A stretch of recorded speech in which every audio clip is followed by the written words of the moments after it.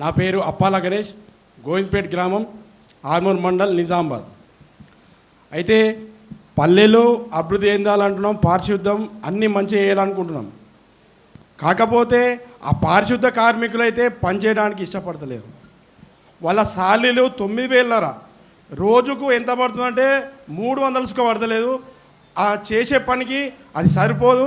ఖచ్చితంగా ప్రభుత్వం వాళ్ళకు ఒక 15,000 రూపాయలు అయితే ఖచ్చితంగా ఇవ్వాలా, అయితేనే వాళ్ళు ముందడికి వస్తారు.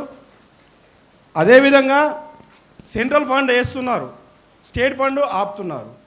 సెంట్రల్ స్టేట్ 2 ఫండ్లు ఒక్కసారి వేస్తేనే మన పల్లెలు ముందడు జరుగుతాయి.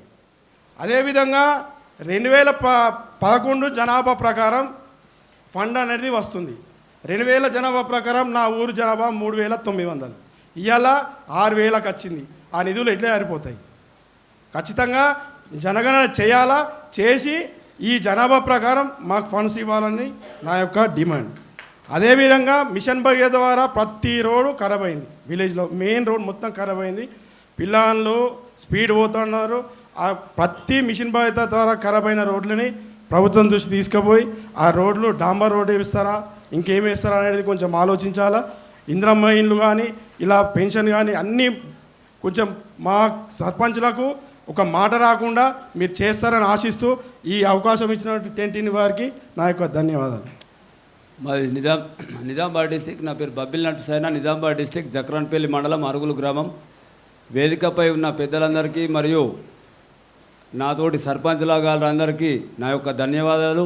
ముఖ్యంగా టెంటి వాళ్ళు అది ఈ ప్రోగ్రాము చాలా మంచిది, గ్రామ స్వరాజ్యం చేయడం.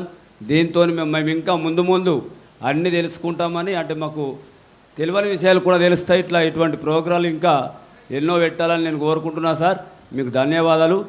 అంతేకాకుండా సార్, నేను ఉపాధి హామీలో 18 సంవత్సరాలు క్షేత్ర సహాయకుడిగా చేసి ఈ 5 సంవత్సరాలు నేను అంటే ఎస్సీ రిజర్వేషన్ వచ్చింది, దాంట్లో నిల్చుండి 5 సంవత్సరాలు మీకు సేవ చేస్తారని గడప గడప వెళ్ళడం జరిగింది. నామినేషన్ వేసిన తర్వాత వెళ్ళాను, గెలిచిన తర్వాత కూడా ఇంటింటికి వెళ్ళాను సార్. వాళ్ళకు ప్రమాణ స్వీకార మహోత్సవంలో వాళ్ళకు హామీ ఏమి ఇచ్చినట్టే మన అందరిది ఒకటే కుటుంబం, ఇక్కడ వర్గాలు లేవు, ఏం లేవు, పార్టీలకు అతీతంగా మనం గ్రామాన్ని అభివృద్ధి చేసుకుందామని చెప్పడం జరిగింది. మరియు వితంతు పెన్షన్లు అన్నగారు అదొక సమస్య. మరీ పేదవాళ్ళు సార్, ఇందిరమ్మ ఇల్లు 5 లక్షలు వస్తాయని కట్టిర్రు, వాళ్ళు పిల్లలు చూసిర్రు. ఈ జీపీఎస్ ద్వారా వాళ్ళకి పేమెంట్లు రావని ఇది అదవుతుంది సార్. పేదవాళ్ళు లేకనే వాళ్ళు కట్టుకుంటున్నారు. 5 లక్షలు వస్తాయని ఆశతో ముందస్తు